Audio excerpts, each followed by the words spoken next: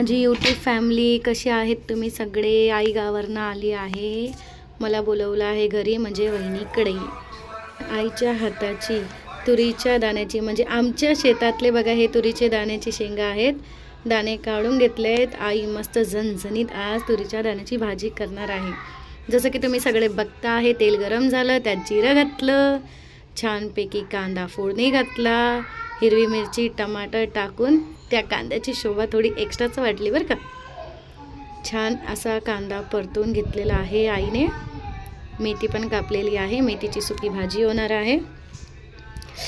त्याच्यामध्ये कोथिंबीर, लसूण आणि टमाटर असं घालून मम्मीने त्याला मिक्स केलं. थोडंसं मीठ घातलं त्याच्यामध्ये, चवीनुसार घाला बरं का.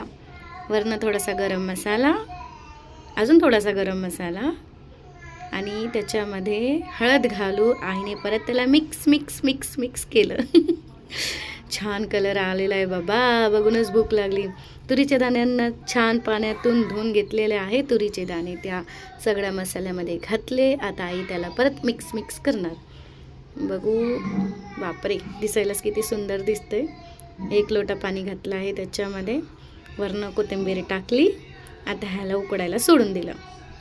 दुसरीकडनं आईने तेल गरम करे मेथीची भाजी करून घेतली, सॉरी.